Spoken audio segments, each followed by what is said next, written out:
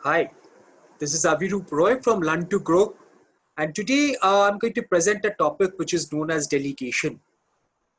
This topic is basically a topic which is a part of a MDP or Management Development Program training. Now, this topic would actually help you, this small presentation would actually help you to how to delegate a work in your organization. So let's get started. I'm sure this small presentation would help you in each and every possible ways to know and to deal with the concept of delegation. So before we start off, let's understand what is this concept of delegation? What is delegation? Now, delegation in one word can actually be described as an assignment or a responsibility which is transferred to another person for purpose of a specifically carrying out a job in the organization. Or in other words, it can be said it's basically a shift of decision or a shift of authority from one person to another person in a specific organization. It could be of any reasons or it could be of different kind of requirements. Now, delegate, there are specific benefits of delegation. Now let's understand what are the benefits of delegation. The first benefit that we have of delegation is of reducing of stress. When a person delegates a work, naturally what happens is the stress is reduced from that person because the work is transferred to someone else. Second is it helps in improving the time management, and finally it improves the relationship to the person whom the work is getting transferred or delegated, because it gives a immense boost in the trust factor out over there. Second option is the employee benefits. When our work is delegated, it actually helps that a specific employee to whom the work is delegated to improve his own professional as knowledge as well as on his skill development out over there. As soon as that work is getting done after the delegation to the person whom is getting delegated, and if the person is capable of providing or this work in a proper fashion, what happens is it automatically gives a huge amount of boost up in the confidence and the esteem of the specific person. So that's the second benefit. And the third is sense of achievement. Whenever a person completes the work after which was delegated to him, it gives an immense sense of achievement, which actually helps the person to grow in his own life. And the final is the organizational benefit, right? Because it gives a sense of it's a part when a work is delegated and is done after the delegation of the work, it gives a huge amount of a team bonding in the organization, which ultimately helps the organization to grow. Now, it's very important to understand when a work should get delegated. Should I delegate it should I delegate the work just for the sake of delegation, or should I do it in a proper way? What is the proper timing? In order to understand that we need to understand when it should get delegated. First is the work should get only delegated when the task that is being delegated gives a valuable training to the employee. For him, it should be a what should I say? In one word, it should be a proper way or stairs to move up the ladders actually.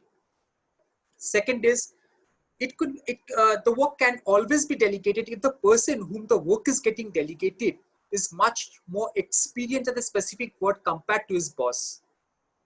And finally, when there is the work which is getting delegated is a priority and there's a crunch of time. So that is another time when the work can be delegated out over there. So these are the places where a work can be delegated. Next is to whom the work should get delegated. That's very important, right? Whether the person is perfect for that job or not. Now, before delegation of the work, certain things should always be kept in mind or to this person. That is first the current workload of the employee. If the work which is getting delegated to a person and that specific person is already bogged on with a huge amount of work, then probably he would not be the right person for the work to get delegated. Second, it's very important to understand the strength and weakness of the person to whom the work is getting delegated. And the final part is a training and experience level of the specific employee to whom the work is getting delegated. Because if this specific parameters are not met, then the basic requirement of the basic purpose of the work, delegation of that work would not be met actually. 6 levels of delegation, right? And it depends, again, it depends this the person to whom the work is getting delegated, and by the person work is getting delegated, and at the same time it depends on the person in which level of delegation he would go out for. It always depends from a person to person, because there are no specific thumb rule for in any kind of when a work is delegated. There's no specific thumb rules for the same. The first is do as I say. That could be one level of delegation. Second is look into this. Third is give me your advice, I'll decide. Fourth is explore, decide, and check with me. 5 is explore, decide within these limits, and take care of it for me.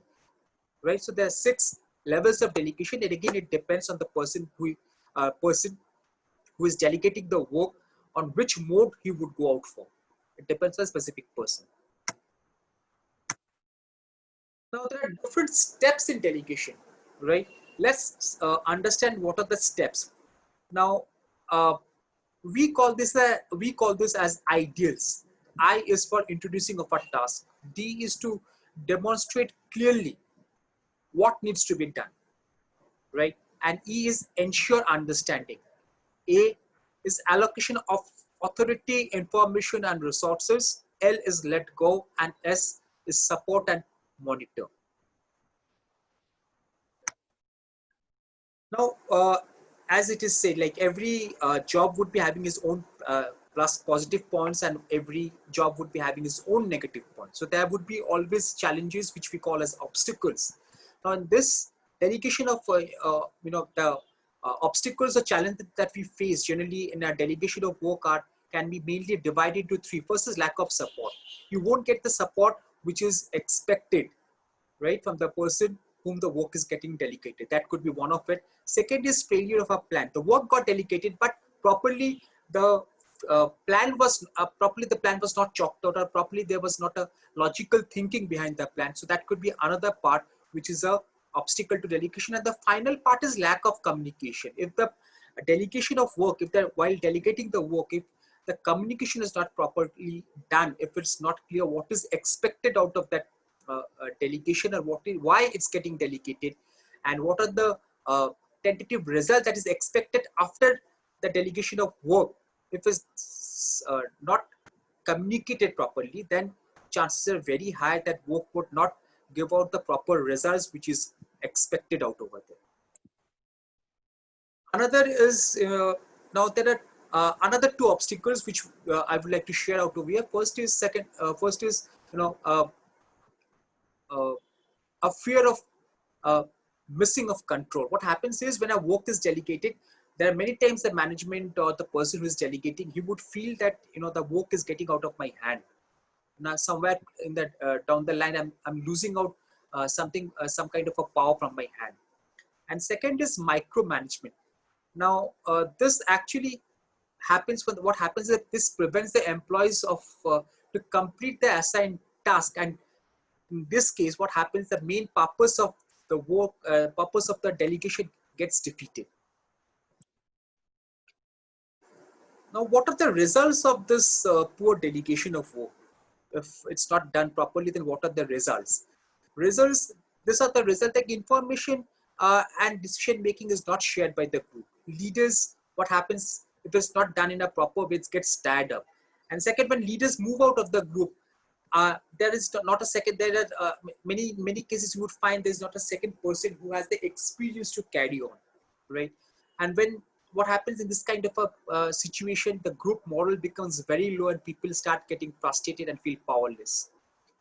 If new members are introduced in the group and if they don't find ways of contributing to the group, what happens is they also get frustrated and they start losing their interest in the job, right?